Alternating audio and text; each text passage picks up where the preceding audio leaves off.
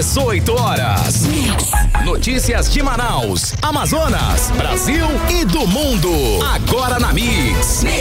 Legal, 6 horas, 2 minutos em Manaus. Boa noite pra você na sintonia certa. Começando mais uma edição do 18 horas. É eu e ela, Karime Leão. Tamo junto, Carlão. É isso aí. Muito boa noite pra você sintonizado aqui em 100,7. Obrigada pela sua companhia. Estamos juntos aqui no 18 horas até às 7 da noite. Mix. É claro, hein, contando sempre com a sua elegante participação pelo nosso WhatsApp 994887592. Você pode dar a sua opinião e participar do programa com a gente, Karime. Exatamente, a sua participação também é muito bem-vinda para você que nos assiste ao vivo pelo YouTube. Manda a sua mensagem de texto. Mix. Começando 18 horas de hoje com os destaques do dia. Polícia Federal faz operação contra membros da alta cúpula do governo do Amazonas em escândalo de crime eleitoral. Adriana Cidade, prima de Roberto Cidade, dona da casa onde a reunião do crime foi realizada, presta depoimento na Polícia Federal. Ex-secretários envolvidos em denúncias de corrupção estão proibidos de voltar a Parintins. Eleições 2024, as expectativas do último debate entre os candidatos à Prefeitura de Manaus. Hora 6:03, mais uma vez, muito boa noite para você em 100,7 na sintonia certa no melhor mix do Brasil. Esses e outros assuntos, os destaques desta quinta-feira, 3 de outubro de 2024, você confere agora até às 7. Em mais uma edição do 18 horas. 18 horas. E olhem, 18 horas de hoje começa com mais um escândalo que atinge a alta cúpula do governo Wilson Lima. Hoje a Polícia Federal deflagrou uma operação contra a corrupção eleitoral, atos antidemocráticos e formação de quadrilha agindo nas eleições de Parintins, Karine. É a Operação Tupinambarana Liberta, deflagrada para combater crimes de associação criminosa, corrupção eleitoral, abolição do Estado Democrático de Direito, utilização de violência para obter votos e impedir o exercício de propaganda eleitoral. A Polícia Federal cumpriu mandados nos endereços de ex-secretários do governo Wilson Lima envolvidos nessa denúncia de crime eleitoral em Parintins. Olha, os denunciados são os ex-secretários Fabrício Rogério Cirino Barbosa e Marcos Apolo Muniz Araújo. O ex-diretor-presidente da Companhia de Saneamento do Amazonas, a COSAMA, o Armando do Vale, o ex-comandante da ROCAM, Polícia Militar, Tenente-Coronel Jackson Ribeiro dos Santos e o capitão Guilherme Navarro Barbosa Martins, do Comando de Operações Especiais. Todos eles prestaram depoimento hoje de manhã para a Polícia Federal. Ninguém foi preso. O objetivo da operação é desarticular a associação entre membros de facção criminosa e agentes públicos do governo Wilson Lima. A investigação demonstrou que foram usadas estruturas de Estado do Amazonas, inclusive de forças policiais, para benefício da candidata do governador Wilson Lima em Parintins, a Brenda de Aná. É isso, Karine? A Brenda de Aná. E além dos mandados de busca, a Justiça Eleitoral determinou a proibição do acesso desses investigados à cidade de Parintins e proibiu também que os investigados conversem, entrem em contato entre si e com coligações partidárias. E por causa de tudo isso, a Superintendência Regional da Polícia Federal providenciou esta semana o aumento do efetivo policial lá em Parintins para garantir, é claro, a segurança da eleição na cidade. A liberdade da população também e a liberdade para exercer livremente o direito democrático ao voto. E a investigação começou depois da denúncia do Ministério Público Eleitoral feita para a Polícia Federal. Quem tem mais detalhes sobre essa investigação é o repórter André Meirelles, que conversa ao vivo aqui com a gente. Boa noite, André. Muito boa noite, Karime. Boa noite, Carlão. Boa noite a você que nos acompanha. Então, a gente tem informação sobre os depoimentos que foram prestados hoje lá na Polícia Federal, André? Bom, olha, depois do cumprimento desses 5 mandados de busca e apreensão que foram feitos aqui na capital amazonense em diferentes endereços, os investigados eles foram conduzidos ali à Superintendência da Polícia Federal em Manaus e ali os agentes colheram depoimentos, isso por cerca de mais de 1 hora. Então, toda a equipe da imprensa estava ali reunida para saber, então, o que se tratava essa situação por meio também da defesa de cada um. Só que aí, primeiro, Karime, Carlão, eles não saíram, entraram pelos fundos ali, todos eles, e saíram também pelos pelos fundos. E aí a defesa deles, a gente tentou entrar em contato, a defesa deles, de todos eles, disseram que não vão se pronunciar ainda por enquanto, né, sobre a situação. Eles entraram e saíram, não falaram com a imprensa, não é isso, André? Não falaram, né? Entendi. Apenas a gente entrou em contato, né, através de e-mails, e aí a resposta é essa, que não vão se pronunciar até o momento, né? Segundo a Polícia Federal, também ninguém foi preso até o momento, né? Só que a Justiça, ela deferiu 2 medidas cautelares em desfavor de todos os investigados, né? Só para reforçar aqui, vocês falaram, mas só que a gente reforça aqui, que proibiu que eles, os investigados, voltem à cidade de Parintins, principalmente neste período de eleições, e também não podem manter contato entre si, né? E também nem com nenhuma coligação partidária ali do município, né? Os alvos da operação da Polícia Federal, eles são os ex-secretários de Estado, né, que foram exonerados pelo governador, o Marcos Polo Muniz e Fabrício Rogério, e o ex-presidente da COSAMA, o Armando do Vale. Também os oficiais da Polícia Militar, ex-comandante da ROCAN, Jackson Ribeiro dos Santos, e o integrante do Comando de Operações Especiais, que é o COI, né, o Guilherme Navarro. Os agentes, eles iniciaram essas diligências aí nas residências, nas casas desses investigados, já bem cedo, nas primeiras horas da manhã de hoje. A Polícia Federal mobilizou aproximadamente 50 policiais federais que cumpriram aí esses 5 mandados de busca e apreensão nesses locais que foram identificados aqui durante as investigações em Manaus, né? Inclusive, a gente fala também que ontem a gente já trouxe aqui a exoneração. Esse escândalo todo, exato. Inclusive a exoneração por parte aí do governo, né? Primeiro a gente tinha aquela fala que a gente falou que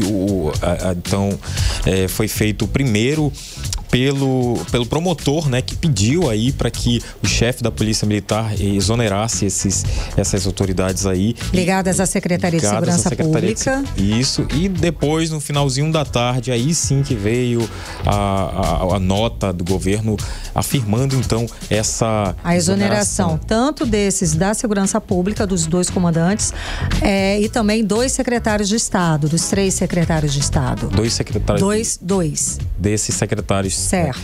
E, inclusive, para trazer essa confirmação. E hoje a gente traz esse desdobramento aí dessa investigação, né? E a Superintendência Regional da Polícia Federal, inclusive, providenciou essa semana um aumento do efetivo policial ali no município de Parintins para garantir ali a segurança do pleito na cidade e também a liberdade da população, né? Para exercer o livre direito democrático que é de votar, né? Sem pressão, e agora a Polícia Federal está lá, os outros policiais, para garantir esse efetivo para que a população, os eleitores ali do município de Parintins possam votar em quem eles quiserem, né? Inclusive, a gente vai entender um pouquinho essa situação, né? Que é muito jurídica aqui, então a gente procurou um especialista, a gente vai acompanhar a fala dele agora, né? Que é o Polican Padilha, ele também é especialista e advogado, vai explicar pra gente sobre essa situação desses acusados aí nesse crime, caso venha a haver um julgamento, uma condenação, como é que, em qual crimes eles se enquadram e também quanto a pena que eles podem pegar. Vamos acompanhar. Mas esses crimes, eles podem ser perfeitamente percebidos a partir daquele vídeo que nós, acredito que todos nós vimos eles divulgados em mídia social. Desses 4 crimes, 2 são crimes eleitorais, que é a corrupção eleitoral e o uso da violência para impedir propaganda. Os 2 outros são crimes comuns previstos no Código Penal, a associação criminosa e a abolição violenta do Estado Democrático de Direito. Mas vai depender da história individual de cada um, a sua culpabilidade, os seus antecedentes, para que o juiz dose a pena individualmente. A mínima, somando todos os crimes juntos e outros eventuais crimes que possam ser incluídos, talvez dê um patamar aí próximo dos 7 anos, se você for somar todas as penas. 18 horas. Muito bem, Karime Carlão, a gente ouviu a fala com o Polican aí, o advogado, falando mais sobre essa situação, Karime Carlão. Ei, André, no caso, a Polícia Federal já identificou algo mais nessa situação toda aí? Olha, Karime, Carlão, a gente traz aqui nesse momento a nota que foi emitida então pela Polícia Federal a respeito da operação, do que se pode falar até agora, do que acontece até esse exato momento, né? A gente vai abrir aqui essa nota para acompanhar. Foi a nota, o release feito, divulgado agora no início da tarde pela Polícia Federal a respeito de toda essa investigação sobre essas possíveis irregularidades que aconteceram em Parintins, que está sendo investigada pela Polícia Federal, e hoje deflagrou essa operação Tupinambarana Liberta. Tupinambarana Liberta. A investigação ela foi iniciada em razão de notícia de fato apresentada pelo Ministério Público Eleitoral em Parintins para a Polícia Federal, que aconteceu no dia 16 agora, no dia 16 de setembro. Durante essas investigações, surgiram os indícios de ameaças de líderes comunitários que são ligados a uma facção criminosa nacional de tráfico de drogas, proibindo o acesso de candidatos à prefeitura a certos bairros, né? Bem como também ali a vedação ou proibição de circulação em determinados locais, né? E aliado a isso, foram colhidos os indícios acerca da possível, né, participação dos agentes públicos para coibir as tais ameaças em prol a essa candidatura à Prefeitura de Parintins. Então, as ações coordenadas do grupo criminoso teriam promovido a espionagem de pessoas ligadas a esse grupo político ali do município e também monitorado o deslocamento de policiais federais com a finalidade de acabar e frustrar essa atuação da Polícia Federal, né? Então, nessa data, ainda no dia 16, inclusive, né, foram publicados esses vídeos, né, que demonstraram ali as autoridades públicas articulando para influenciar diretamente nas eleições ali da cidade de Parintins e mediante diversas condutas e formas ilegais da atuação. Aí entrou essa operação da polícia aí, que também está contando nesse momento, como a gente já falou, com o apoio da Corregedoria da Polícia Militar aqui do estado do Amazonas, que acompanha aí a execução, né, dos policiais militares envolvidos, né? E aí o nome dessa operação, né, usado por esse termo aí, segundo a Polícia Federal, né, faz a referência à região que foi habitada ali por diversas etnias indígenas, dentre elas os tupinambás, né? Então a gente traz essa informação porque as pessoas porque o nome eles né? são criativos, né? A ilha de Tupinambarana, né? E aí as investigações seguem. Uma associação, né? E aí as investigações seguem e a gente vai continuar acompanhando, Karime. Que com certeza vamos ter novos desdobramentos. Agora, se isso tudo é para uma cidade de Parintins, Carlão, imagina a eleição aqui em Manaus, que é uma capital importantíssima. André Meirelles, obrigada pelas informações. É muito grave isso tudo que está acontecendo, gente. Temos aí novamente o governo Wilson Lima ligado com escândalo envolvendo organização criminosa. E isso tudo parte da Polícia Federal. Lembrando que ele é acusado no Superior Tribunal de Justiça, ele, Wilson Lima, de ser chefe de uma organização criminosa que desviou dinheiro da saúde pública em plena pandemia de Covid-19. Naquele caso da compra superfaturada de ventiladores pulmonares numa loja de vinho. É um escândalo. É o governador que indica, nesse caso, quem trabalha com ele diretamente, ele que indica as pessoas envolvidas nesse caso justamente para favorecer a candidata apoiada por ele, por Wilson Lima, nas eleições em Parintins, que é a Brenda Dianá. E é claro, né, Karime, isso não está certo, isso é revoltante, isso não, né, agrada a ninguém, com certeza, e não é correto, Karime. Estamos falando de um esquema que envolve secretários de Estado, policiais e agentes públicos. Todos, inclusive, são subordinados diretamente ao governador. Então, é claro que não tem como desassociar o governo Wilson Lima dessa operação criminosa que usa a estrutura do Estado para manipular o resultado das eleições e garantir que seus aliados se mantenham no poder. E no caso, só corrigindo, é Brenda Dianá, a candidata apoiada pelo governador Wilson Lima lá em Parintins. E vale lembrar, Carlão, que o governador deu entrevista na terça-feira agora, dizendo que esse caso de Parintins, que aquele vídeo era fake news. Que o vídeo divulgado era uma montagem feita, inclusive com uso de inteligência artificial. Só que hoje nessa operação da Polícia Federal, essa operação confirma que é tudo verdadeiro e verídico. Olha só, não podemos então esquecer, Karine e ouvintes, que o governador Wilson Lima foi alvo de 4 operações já da Polícia Federal só por corrupção na saúde. E agora, às vésperas da eleição, nós vemos aí atos antidemocráticos sendo praticados por aqueles que deveriam, é claro, proteger o povo. Não vamos, é claro, deixar que esse esquema passe impune, não pode. A operação de hoje da Polícia Federal é só o começo de uma limpeza que precisa realmente acontecer.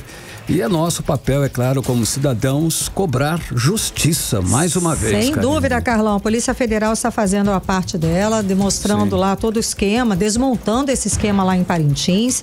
E as investigações, como o repórter André Meirelles falou com a gente, as investigações vão continuar, porque com certeza vai aparecer mais coisa nessa situação, nesse caso das eleições. E nós aqui do 18 horas vamos acompanhar cada detalhe, é claro, para noticiar as atualizações e esperamos, lógico, que a justiça seja feita e puna os responsáveis. Agora são 6h17, você e os detalhes do dia em mais uma edição do 18 horas. 18 horas. Olha só, hoje no Hospital 28 de Agosto, pacientes estão vivendo um verdadeiro dia de terror. Sem energia elétrica, as famílias estão desesperadas tentando transferir os pacientes que sofrem com a falta de condições mínimas de atendimento. Não tem gerador, Carlão. Como é que pode? Um dos maiores hospitais de emergência aqui de Manaus, o estado do Amazonas, um hospital que é de responsabilidade do governo do estado do Amazonas, gestão Wilson Lima novamente. Quem tem as atualizações a respeito desse assunto é a repórter Nathalie Moraes, que conversa ao vivo aqui com a gente agora. Nathalie, boa noite, Nathalie. Então, as famílias estão gravando vídeo, implorando por socorro, enquanto que a situação está cada vez mais insustentável. Conta pra gente como é que está a situação lá no 28. Boa noite. Boa noite pra você, Karime. Boa noite, Carlão. Boa noite, ouvintes do programa 18 horas. Karime, realmente uma situação, foi desespero, pânico, foram as imagens compartilhadas nas redes sociais ao longo do início da tarde desta quinta-feira, mostrando, o Hospital e Pronto-Socorro 28 de agosto com a falta de energia por rompimento ali, tudo teria começado por conta de um rompimento em uma tubulação de água que acabou ocasionando tudo isso.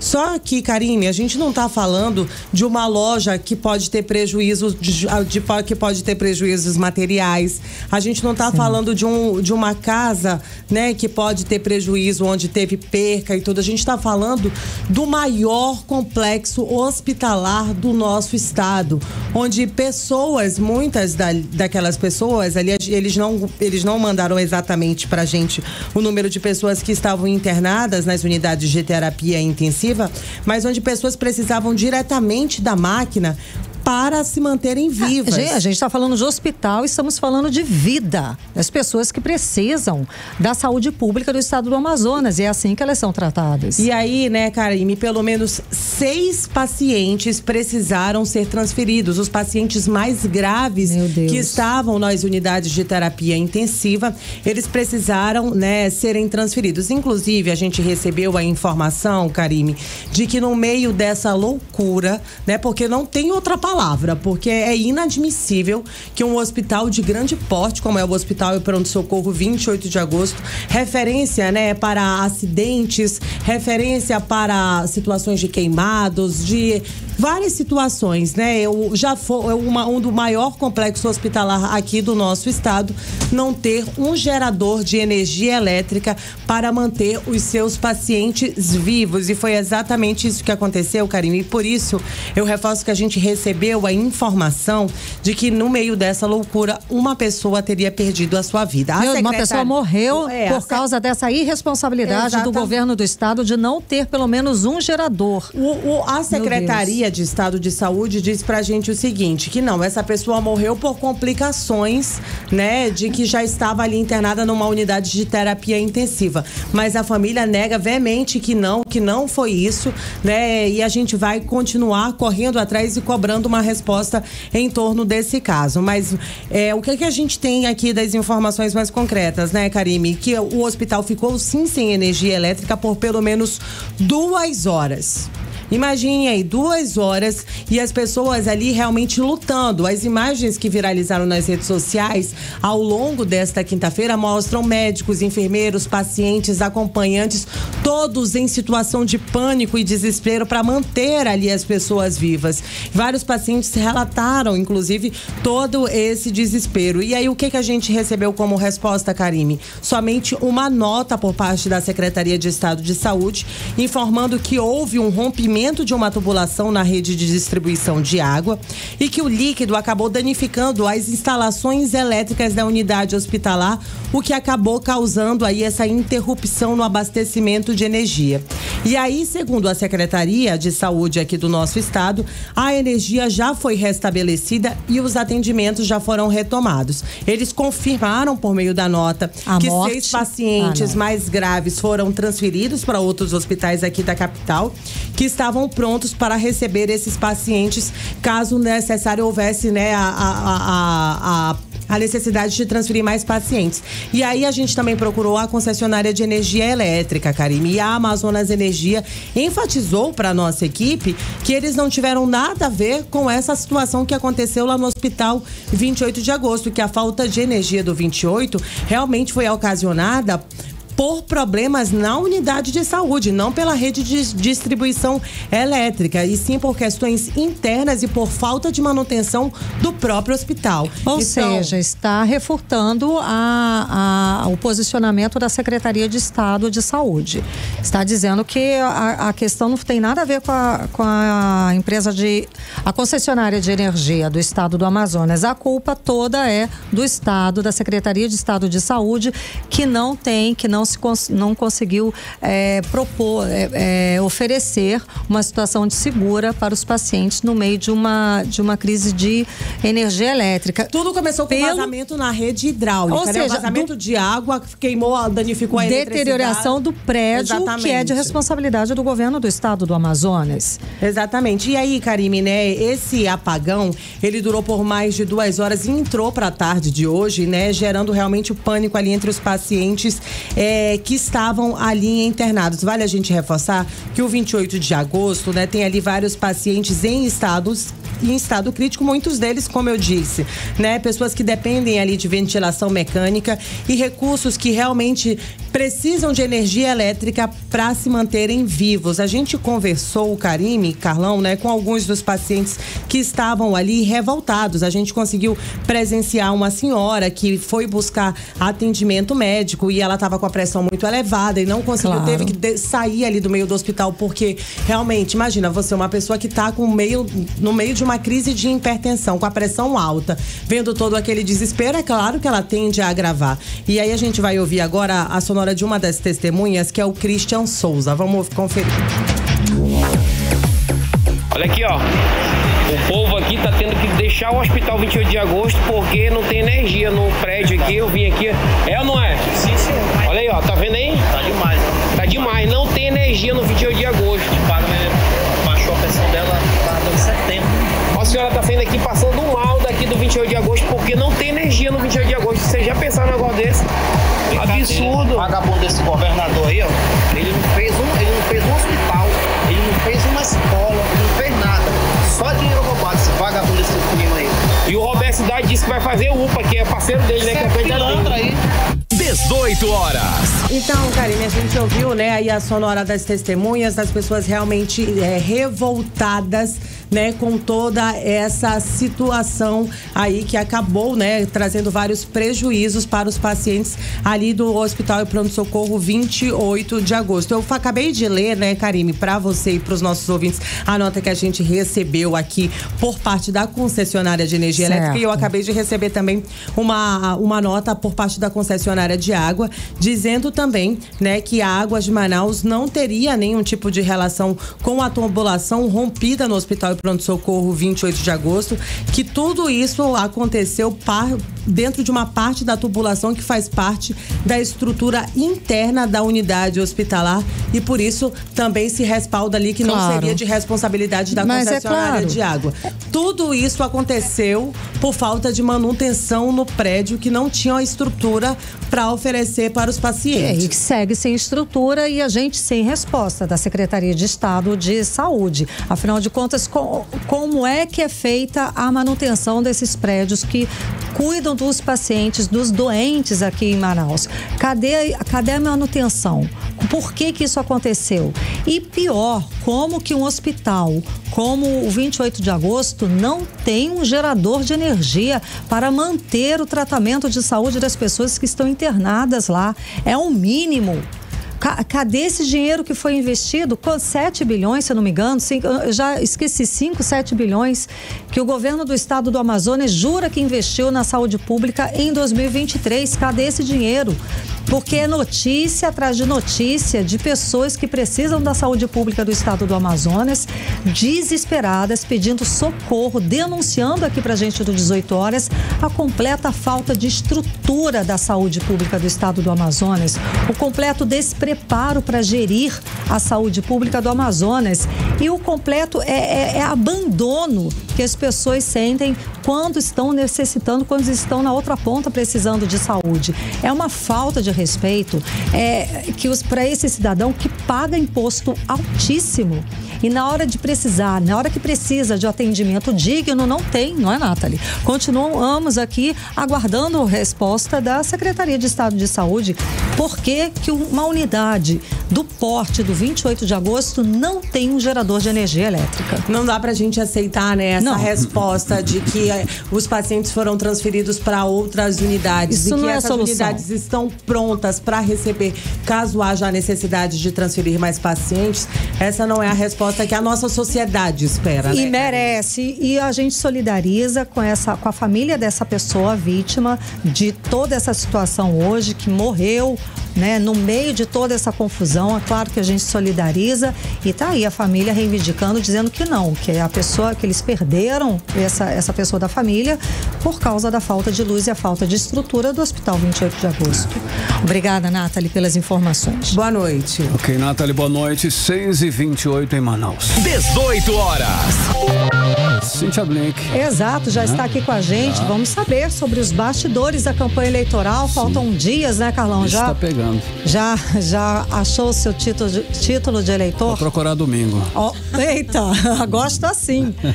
Então, Cíntia Blink, boa noite. Hoje acontece o último debate entre os candidatos à Prefeitura de Manaus, que é o da Rede Amazônica. E qual a expectativa, Blink? Quem vai e quem a gente tem certeza que vai faltar? Boa noite.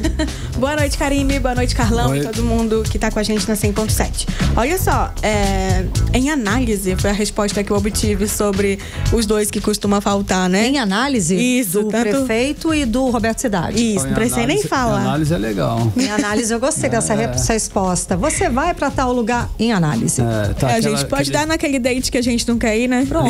Ao invés de gripar Loei, agora em análise. Em análise é o mais novo, mais nova forma, mas quem sabe, né? Olha só, a Rede Amazônica tradicionalmente faz aí o último debate, hoje é o dia, e a gente tem a presença, a gente vai ter certamente aí a presença de Amon Mandel, Capitão Alberto Neto, quem mais? Marcelo Ramos, agora o atual prefeito, Davi Almeida, e Roberto Cidade, que é candidato aí também nessa disputa aí para chegar ao segundo turno. A gente não tem a confirmação de nenhum dos dois nomes. Também não disseram que não irão, porque teve debate em que foi anunciado, não vai participar. Dessa vez fica aí um certo mistério.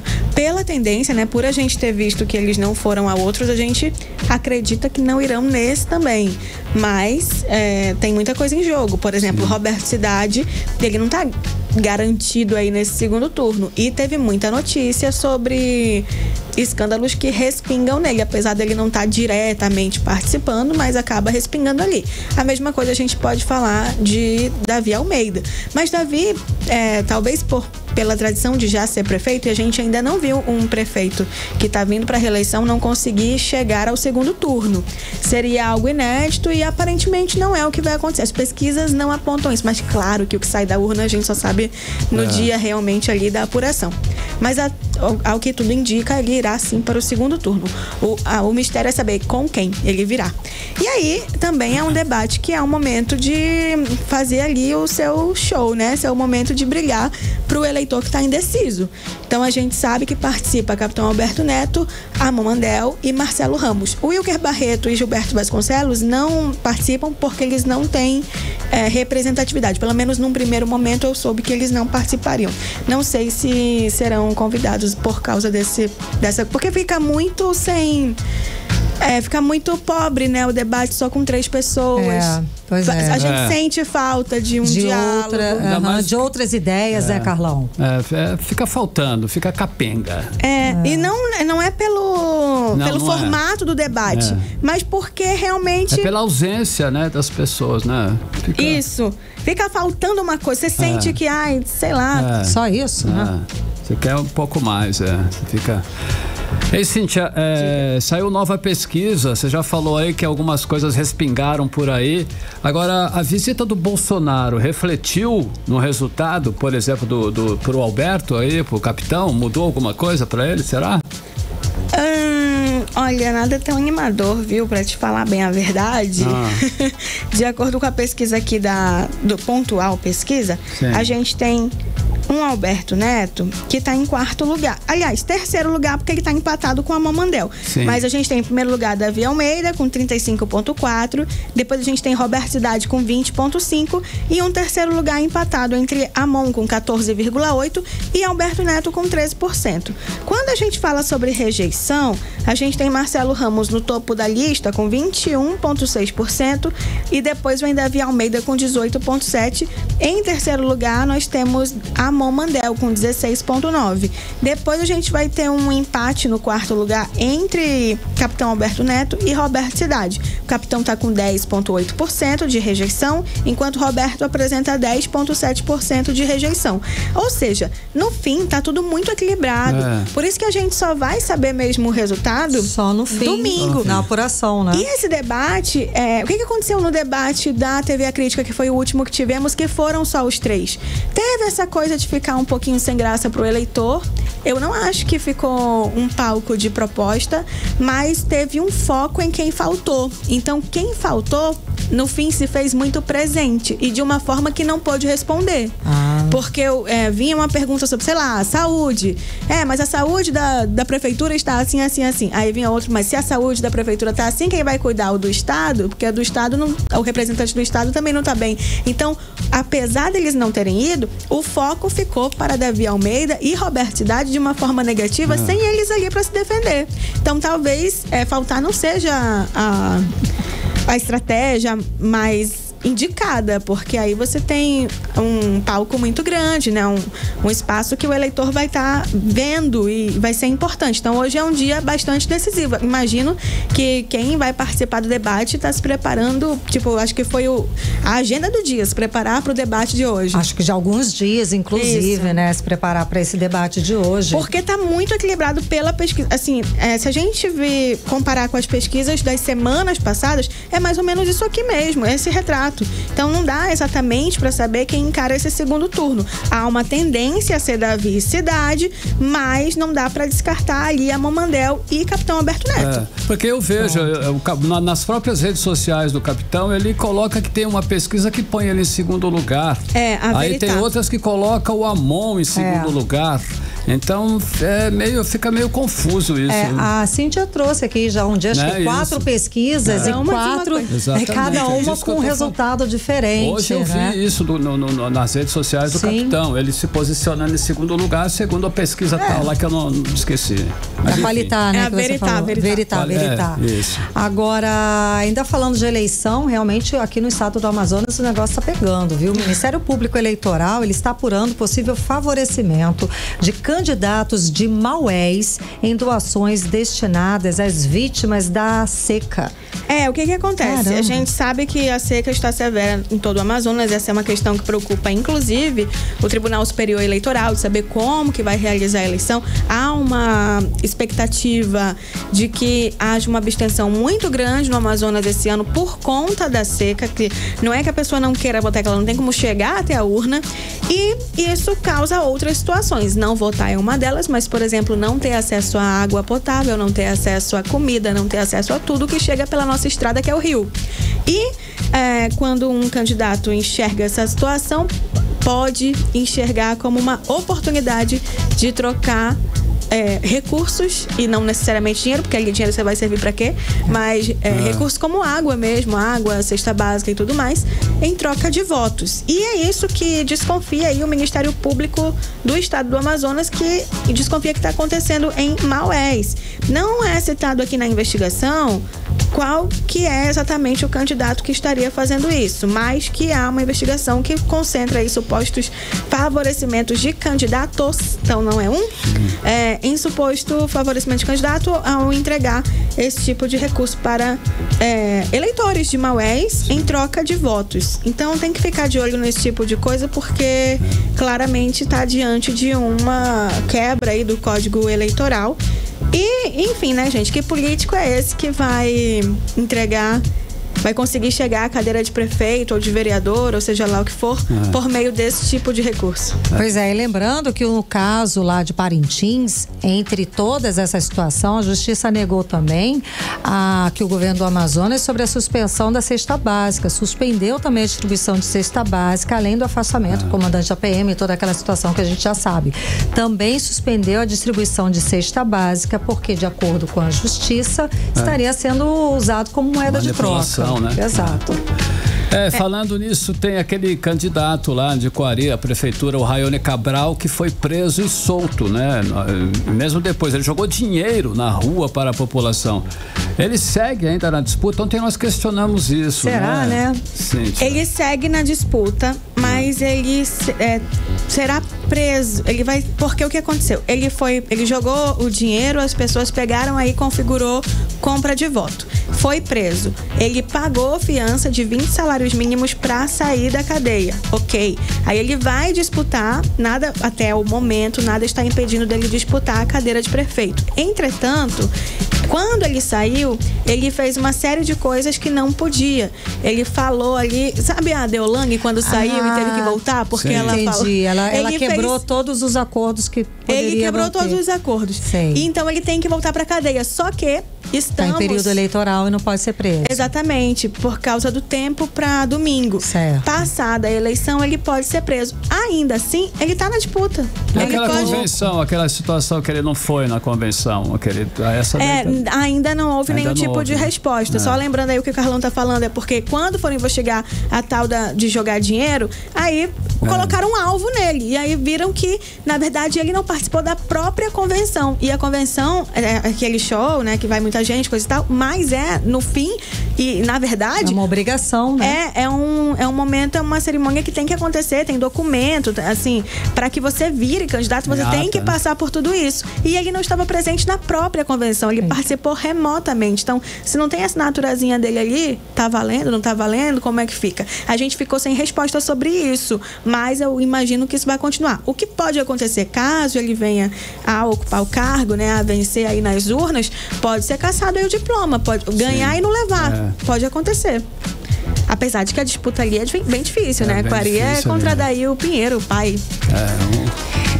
Nossa, temos mais alguma... eu tenho. Ontem teve um debate lá em Parintins. Foi promovido pela UEA lá em Parintins. E foram os 3 candidatos. Em Parintins só tem 3, né? Que é o Matheus Assayag, Brena Dianá e Michele Valadares, se não me engano. É isso mesmo, Valadares. E foi um debate muito bacana. Na verdade, eu já fiquei feliz de todo mundo ir. Manauara não tá acostumada com isso. E foram e se respeitaram, apesar de todas as alfinetadas e acusações, viu? Agora, eu soube, porque quando terminou o debate, a mediadora falou assim, a gente vai sair na ordem X, sorteada, para evitar qualquer problema. Ou seja, os ânimos em Parintins não estão nada calmos, não tá nada tranquilo. Você teve que criar uma ordem para que saísse sem dar problema, porque algo tá acontecendo lá fora. Mas durante o debate, apesar das acusações, ninguém esqueceu nada, ninguém esqueceu um detalhe, mas eu vi muito respeito, sim. Eu vi que houve foi possível ter um debate com todas as alfinetadas, mas teve proposta. Bacana. E, sabe, foi muito saudável. E não chegou ao nível de uma cadeirada. Não, né? até porque eram poltronas grandes. Então, certo, eu imagino que tinha que ser muita força. Que bom, tomara que hoje seja um debate assim, então. Já pensou com todo mundo indo? Nossa, Todo mundo vá, né? O sonho, né, pra gente escutar as ideias, as olha propostas o que a gente tem pra sonhado. cidade. Com esse mínimo. Pois é, gente. Olha, gente sinceramente, chegou nesse ponto. Tá difícil ser Manauara, mas vambora. Amanhã eu volto com mais informação pra você. Valeu, Obrigada, Blink. Até amanhã. 6h41 agora. Você está na Mix, o melhor mix do Brasil. 18 horas. Olha só, desde o início da campanha eleitoral deste ano até esta quinta-feira, dia 3, o aplicativo Pardal da Justiça Eleitoral recebeu 677 denúncias aqui no Amazonas, Karine. Carlão, e Manaus lidera, tá? O número de denúncias no estado todo tá com 301, seguida de Parintins com 51. A maior parte das denúncias trata de propaganda eleitoral irregular, envolvendo candidatas e candidatos ao cargo de vereador. Olha só, lembrando que o primeiro turno das eleições acontece nesse domingo, dia 6 de outubro. O horário de votação vai ser único em todo o Brasil e com isso aqui em Manaus, a votação no domingo acontece de 7 horas da manhã até as 4 horas da tarde. 6h42. 18 horas. Continue em 100,7. Daqui a pouquinho você confere que o Rio Negro está a apenas 7 centímetros da seca histórica de 2023. É o nosso assunto em instantes. Mix. Agora conferindo a previsão do tempo e temperatura para amanhã. Amanhã é sexta-feira, Karine Leão. Previsão do tempo. E segundo informações do Clima Tempo, para amanhã, sexta-feira, dia 4 de setembro, a previsão é de... Peraí, sumiu, não, tá aqui. Sol com algumas nuvens, mas não deve chover, tá? A mínima prevista 26 graus, a máxima pode chegar a 35 graus. E a umidade relativa do ar fica entre 47% e 94%. Mix. Olha, o nosso Rio Negro desceu mais 14 centímetros e hoje está em 12 metros e 77 centímetros. Apenas 7 centímetros do recorde da seca histórica de 2023, o ano passado, que foi de 12 metros e 70 centímetros. Pois é, Carlão, e muita gente já está noticiando agora no fim da tarde, alguns sites de notícias, que a gente já bateu esse recorde. Já alcançou, né? Exato, já atingiu aí 12,68 metros, mas a medição oficial, que é quem dita esse nível, essa medida certa, é lá no Porto de Manaus, e isso só vai acontecer amanhã de manhã.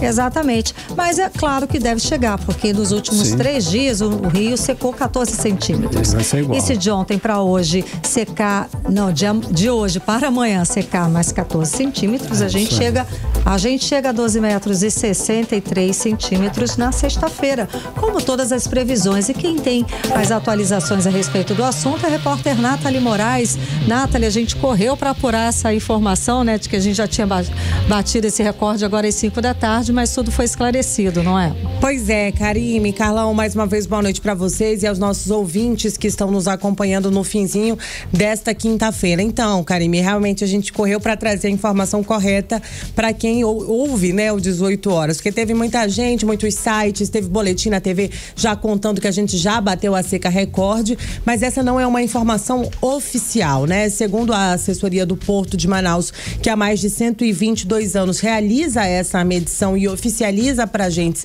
se aqui na capital nós batemos essa seca ou não, só vai acontecer nesta sexta-feira às 6 horas da manhã. Inclusive eles já convocaram toda a imprensa para que então, né, nós possamos participar de uma entrevista coletiva onde então eles devem sim anunciar de forma oficial que nós atingimos, né, que nós vamos registrar aí a maior seca, a maior vazante dos últimos 122 anos. Como vocês bem disseram, né, a gente atingiu hoje a cota de 12,77 metros, estando apenas a 7 centímetros acima da marca recordista registrada no ano passado de 12,70 metros. Como o Rio, como vocês já também adiantaram, que está secando aí cerca de 14 centímetros nas últimas 48 horas, ou seja, amanhã já a gente deve bater ali, né, 12,63. Né? Então, se a gente continuar nesse nível de descida, mas vale a gente reforçar, né, Karine e Carlão, para os nossos ouvintes, que nas semanas anteriores, inclusive até o início dessa semana, essa marca era ainda maior. A gente sabe que a gente começou o mês de outubro com chuva, não somente aqui na nossa capital, mas em todas as calhas, e é isso que impacta e influencia na subida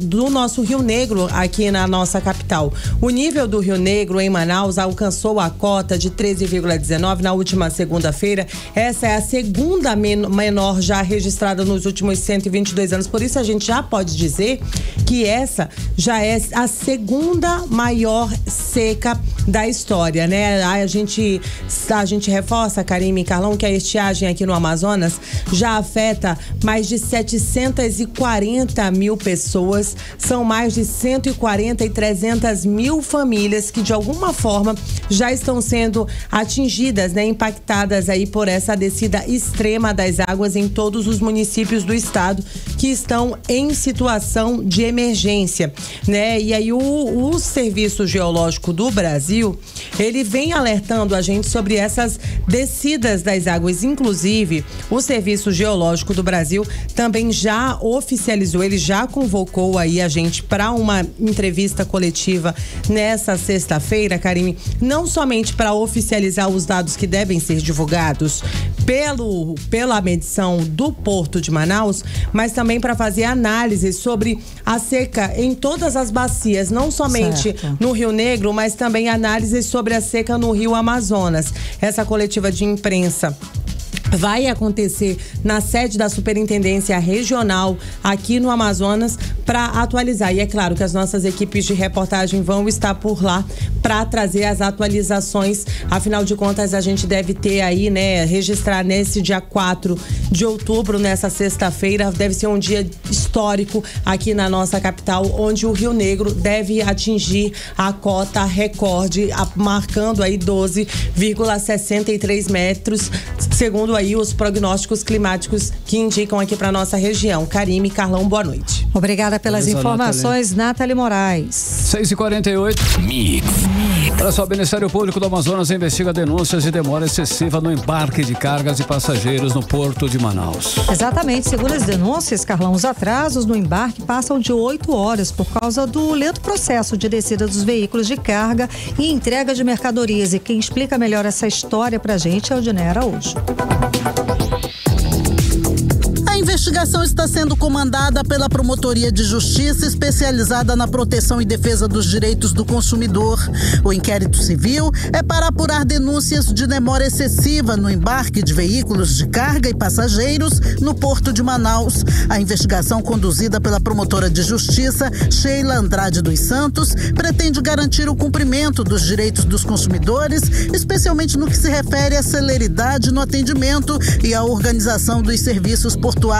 O que nós fizemos? Nós solicitamos informações, né, tanto da estação hidroviária quanto da empresa de revitalização. Ocorre que essas informações, as respectivas respostas não atenderam ao objeto contido na notícia de fato, de modo que o Ministério Público entendeu por instaurar um inquérito civil. De acordo com a denúncia, os embarques estão demorando mais de 8 horas devido ao processo de descida dos veículos de carga e a entrega de mercadorias.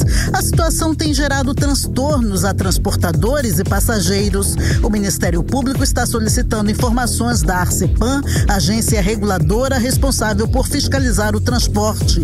Também foi pedido que o PROCON, Instituto de Defesa do Consumidor, faça fiscalizações conforme a promotora de Justiça Sheila Andrade dos Santos. À medida em que essas informações forem chegando ao Ministério Público, certamente nós iremos adotar todas as medidas possíveis, né, para que essa possível inconformidade possa ser ajustada por meio de um termo de ajustamento de conduta, ou caso não haja essa possibilidade, nós ingressaremos com uma ação civil pública no sentido de que realmente a tutela do tempo do consumidor possa ser garantida, né, uma vez que não se admite 8 horas para que você faça o transporte ou que aquele veículo possa chegar até uma embarcação, tanto de cargas quanto de passageiros. O PROCON deve realizar vistoria no Porto de Manaus e verificar o cumprimento da Lei 5.857/2022, que regulamenta o tempo de atendimento ao consumidor.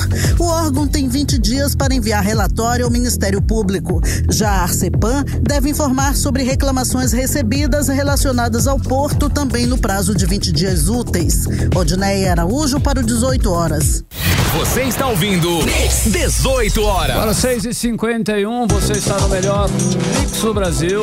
Participe conosco do 18 horas, hein? Acione aí o nosso WhatsApp 994887592, que tá valendo a sua participação. E tem aí, né, Karine? Tem sim, Carlão. Tá aqui. Vamos escutar a mensagem do Andrés Félix. Vamos lá. Beleza. Oi, boa noite, 18 horas. Félix aqui. Boa. O programa tá muito bom, tá muito legal, sempre boas informações. Eu queria só fazer uma ressalva, né, sobre não sei se é denúncia, mas que é chato, ó. Os candidatos estão deixando para fazer passeata no horário de pico. Além da passeata, bota os pessoal debaixo dos sinais com aquelas bandeiras, fecha a nossa visão, entendeu? Que eles botam a bandeira lá em cima do para-brisa do carro. É um negócio complicado, ó. Devia ter uma fiscalização maior sobre isso, pelo menos uma lei que proibisse no horário de pico fazer carreata, né? Atrapalha demais. Manaus já é engessada, né? 18 horas. Gente, tá super válida. É bom anotar o número desses candidatos para não votar neles, né? Sem a menor consciência. Carlão, e tem outra mensagem aqui de texto, tá? É o Marcelo da Cidade Nova. Ele diz o seguinte, abre aspas. Marcelo. Texto do Marcelo. Boa noite. Queria saber até quando a população vai pagar com a vida e ninguém faz nada em relação à corrupção desse atual governo. Só mata as famílias, só rouba nosso dinheiro, deixa a nossa segurança ser comprometida e nossa saúde cada vez pior. Ele segue o texto. E nosso estado tem a 3ª capital mais violenta do Brasil. Ele segue, palavras de Marcelo. Já a Polícia Federal não faz nada, não derruba esse poderoso governo. Só me resta ir embora de Manaus e viver num estado um pouco mais harmonioso do que esse. Tá aí o desabafo do ouvinte Marcelo da Cidade Nova. E não é pouco não, né, Carlão? A gente abriu até o programa falando sobre todas essas operações da Polícia Federal e mostramos também a situação dos pacientes de 28 de agosto que tiveram que enfrentar horas sem luz. Os pacientes tiveram que ser transferidos e eu recebi a informação de que a parte da tubulação que prejudicou a luz, que foi a tubulação de água, afetou a energia, a parte elétrica. Então, eu recebi a informação de que nunca foi feita uma manutenção preventiva nessa gestão no 28 de agosto. A prevenção na rede de gases, na tubulação. Aí não tem mágica, né, Carlão? Tem como não. Karine, valeu aí o Marcelo e o Hendrick, né? Isso, o nome? Hendrick? É Félix. Félix, valeu Félix e Marcelo, 6h53, você no melhor Mix do Brasil. Brasília agora, né, Karine? Vamos agora para Brasília. Agora eu não sei, peraí, volta. Produção, como é que é? É para começar com a segunda pergunta. Isso, ok, agora eu entendi. Muito obrigada. Vamos lá com o Carlos Eduardo Matos. Cadu, boa noite, Cadu. Nessa quinta-feira, o governo federal anunciou que começa amanhã, sexta-feira, a operação de repatriação dos brasileiros que moram no Líbano. A gente falou sobre esse assunto aqui já com você ontem. Como é que deve ser essa operação, Cadu? Boa noite. Fala, Cadu. Boa noite, Karine. Boa noite, Carlão. Boa noite, ouvintes do 18 horas. Hoje a garganta tá ruim porque temperatura muito alta aqui, 42, 43 graus de sensação térmica. Foi o dia mais quente do ano aqui em Brasília, mas tá tranquilinho para Manaus, mas aqui tá difícil. Afetou aí, né? Pois é. O Karine, hoje teve uma coletiva de imprensa do ministro das Relações Exteriores, o Mauro Vieira, e também com o comando da Aeronáutica para explicar como é que vai funcionar essa operação repatriação que começa amanhã. O primeiro voo da FAB chega no aeroporto de Beirute às 16 horas, horário do Líbano, 10 horas, horário de Brasília, para embarcar 220 pessoas. O governo brasileiro vai ter 4 horas para fazer o embarque dessa gente, porque tem outros aviões de outros países na mesma operação de repatriação, para você ver como o processo lá está acelerado para retirar as pessoas, resgatar as pessoas nesse ambiente de guerra lá no Líbano. E aí esse voo saindo de Beirute faz uma parada em Lisboa e depois segue direto para Guarulhos, chegando sábado aí às 8 horas da manhã. Por enquanto, Carlão e Karime, essa é a única estratégia de fuga. Então, a cada janela de chegada e de saída vai ser monitorado. O governo brasileiro vai checar junto às autoridades libanesas se pode pousar ou se pode decolar, para você ver o nível de tensão como está. Não está tranquilo. A expectativa é de trazer 500 pessoas por semana, segundo informações da aeronáutica, isso variando a capacidade das aeronaves, do volume de aeronaves, né, permitido, e também a disponibilidade do aeroporto. Como eu falei, tem vários países também fazendo suas operações de repatriação. Então o Brasil entra na fila. A prioridade para o resgate dessas pessoas são brasileiros não residentes e depois os residentes. E em cada grupo desses aí, prioridade para os idosos, mulheres, gestantes, crianças e pessoas que estão em tratamento médico. Tem alguns brasileiros que toparam voltar para o Brasil, mas que estão fazendo tratamento médico, estão acamados e precisa fazer uma adaptação na aeronave para poder acolher essas pessoas. É um trabalho que tende a demorar bastante, viu, Carlão e Karime? Na repatriação dos brasileiros que estavam lá em Gaza, no fim do ano passado, início desse ano, né? O governo levou 2 a 3 meses para trazer 1.800 pessoas. No Líbano, já estão autorizadas aí 3.100 brasileiros interessados já em voltar. Ou seja, é quase o dobro, né? Certo. Então, haja paciência, haja sorte e também muita fé nessa operação que começa. Verdade. Agora, Cadu, eu sei que você tem alguma atualização a respeito das apostas esportivas online, das bets. Karime, hoje teve uma reunião, né? Teve uma reunião no governo. Hoje o presidente Lula, ele fez uma reunião com todo o seu staff para falar sobre a crise das bets. Foi uma reunião longa, durou a tarde inteira, com a participação dos ministros da Economia, Saúde, Desenvolvimento Social, Casa Civil, enfim. Mas não foi anunciada nenhuma medida mais severa, mais contundente, mais firme para conter essa crise. O governo segue tratando, Karime, essa crise com muita sensibilidade, porque, em tese, quem recebe o Bolsa Família é eleitor de Lula. E o presidente Lula argumenta que se trata mais de um problema de saúde por conta de vícios em jogos do que um problema financeiro. Mas quem jogou, quem apostou, ganhou, perdeu, usou dinheiro que o governo deu, que nós, sociedade, temos em forma de programas sociais, essa pessoa que usou esse dinheiro não vai ser punida, não vai perder, pelo menos, ou ao menos ser advertida por ter usado o dinheiro dessa forma. A única medida que foi anunciada foi a proibição do uso do cartão do Bolsa Família nas bets. Só isso.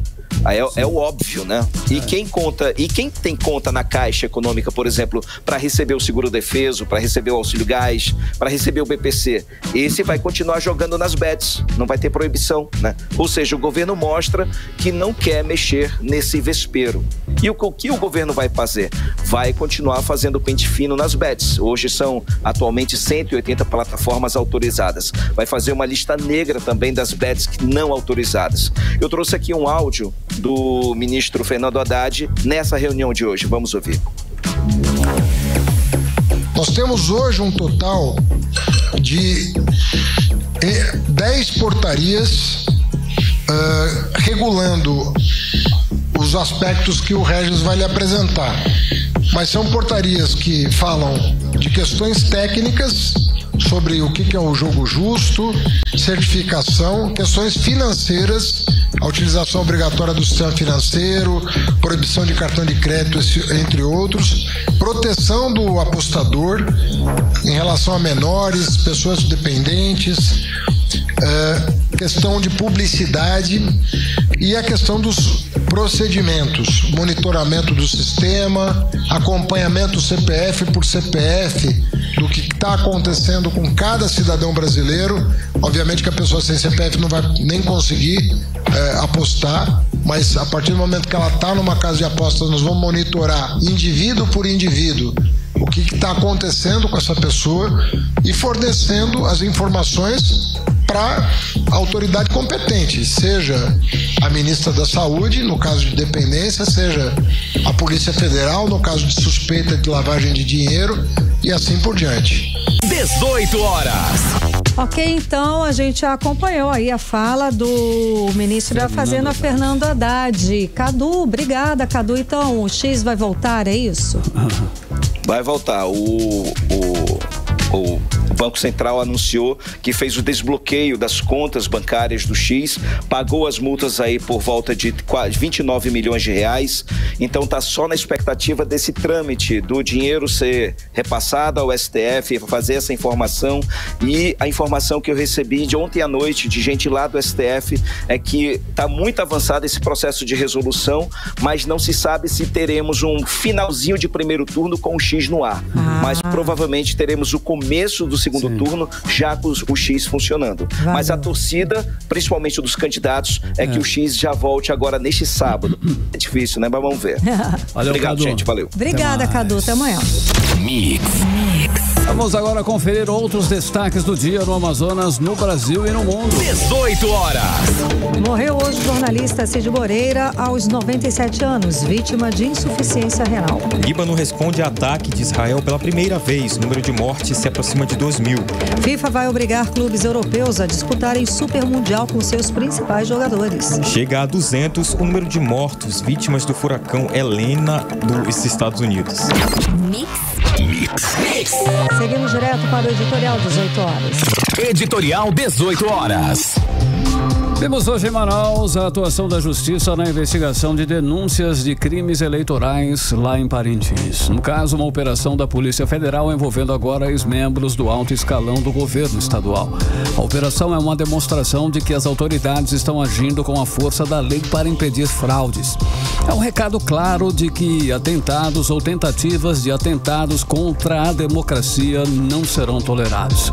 Venham de onde vierem ou cometidos por quem quer que seja. É um exemplo de que as instituições estão funcionando, mesmo em meio a campanhas que ainda tentam colocar em dúvida a lisura do pleito. A atuação da Justiça deve ser constante e abrangente. Essa atuação é imprescindível para garantir a todo custo o voto livre, garantir que a vontade do povo seja refletida nas urnas. Afinal, esse é o principal passo para termos uma democracia sadia. Fora isso, não há futuro de paz social possível para o Brasil. 18 horas. M72 aí. Boa noite. Beijo, até amanhã. Você ouviu 18 horas. As notícias do Brasil e do mundo. De volta amanhã.